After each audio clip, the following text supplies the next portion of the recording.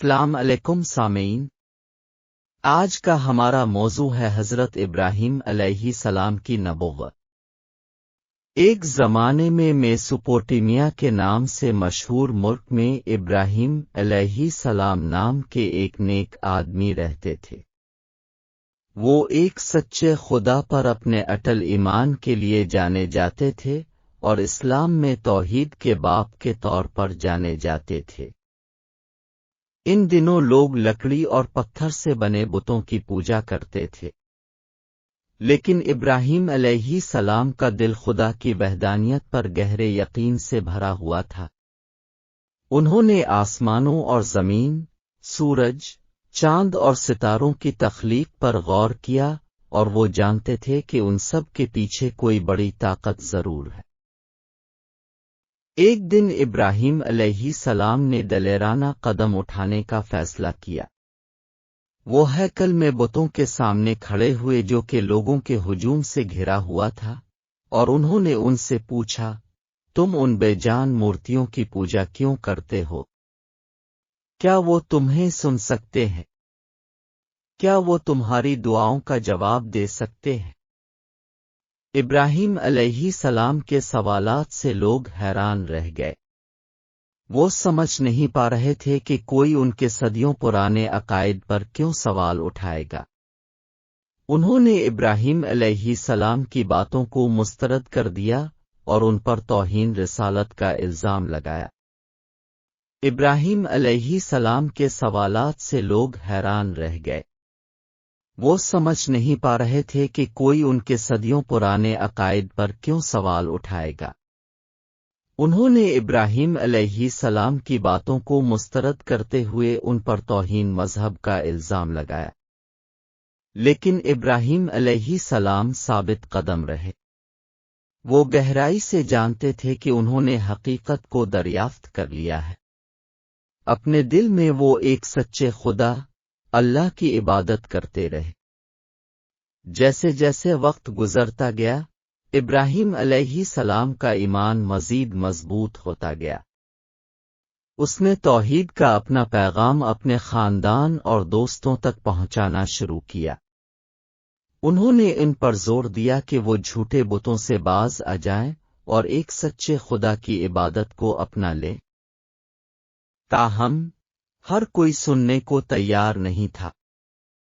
ابراہیم علیہ السلام کو اپنے والد اور اپنے شہر کے لوگوں کی طرف سے مزاحمت اور مخالفت کا سامنا کرنا پڑا۔ انہوں نے ابراہیم علیہ السلام کو دھمکیاں دیں اور انہیں نقصان پہنچانے کی سازش بھی کی۔ دھمکیوں سے بے خوف، ابراہیم علیہ السلام نے ہدایت کے لیے اللہ کی طرف رجوع کیا۔ انہوں نے طاقت اور حمایت کے لیے پرجوش دعا کی۔ ان کی دعا کے جواب میں اللہ تعالیٰ نے خواب میں ابراہیم علیہ السلام پر اپنا منصوبہ ظاہر کیا۔ خواب میں ابراہیم علیہ السلام نے اپنے پیارے بیٹے اسماعیل علیہ السلام کو اللہ کی آخری عقیدت اور اطاعت کے طور پر قربان کرتے ہوئے دیکھا۔ اگرچہ خواب مشکل اور پریشان کن تھا، ابراہیم علیہ السلام نے سمجھا کہ یہ ان کے ایمان کا امتحان ہے۔ بغیر کسی ہچکچاہٹ کے ابراہیم علیہ السلام اپنے بیٹے کے پاس گئے اور اپنا خواب اس کے ساتھ بیان کیا۔ اسماعیل علیہ السلام ایک متقی اور فرمانبردار نوجوان ہونے کے ناطے اللہ کے حکم کو پورا کرنے کے لیے تیار تھے۔ دونوں نے قربانی کی تیاری کی اور اپنے سفر پر روانہ ہو گئے۔ جب وہ مقررہ جگہ پر پہنچے تو ابراہیم علیہ السلام نے اسماعیل علیہ السلام کو قربان گاہ پر لٹا دیا۔ جیسے ہی ابراہیم علیہ السلام اپنے بیٹے کو قربان کرنے والے تھے، اللہ نے مداخلت کی۔ اس نے اپنی رحمت اور قبولیت کی علامت کے طور پر اسماعیل علیہ السلام کی جگہ آسمان سے ایک دمبا بھیجا۔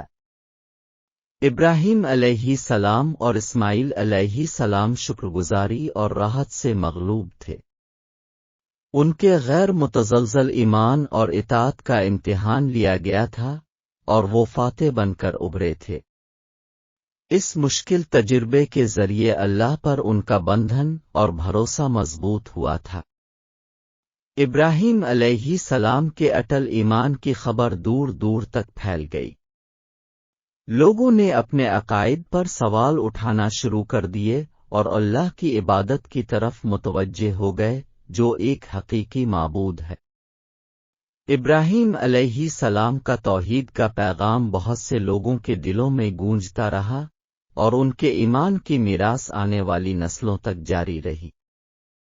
اور اسی طرح توحید کے باپ حضرت ابراہیم علیہ السلام کی کہانی، غیر متزلزل ایمان کی اہمیت، شرک سے انکار اور اللہ کی خاطر کسی عزیز چیز کو قربان کرنے کے آخری امتحان کے طور پر کام کرتی ہے۔ جیسے جیسے ابراہیم علیہ السلام کی شہرت بڑھتی گئی، ان کی توحید کا پیغام نمرود نامی ایک طاقتور بادشاہ کے کانوں تک پہنچا۔ نمرود، ایک ظالم جس نے اپنے آپ کو خدا کے طور پر اعلان کیا، ابراہیم علیہ السلام کو اپنے عقائد کو چیلنج کرنے کے لیے اپنے دربار میں بلایا۔ بادشاہ کے تکبر سے بے خوف، ابراہیم علیہ السلام بے خوفی سے نمرود کے سامنے کھڑے ہوئے اور ایک سچے خدا کے وجود کے بارے میں فصاحت کے ساتھ بات کی۔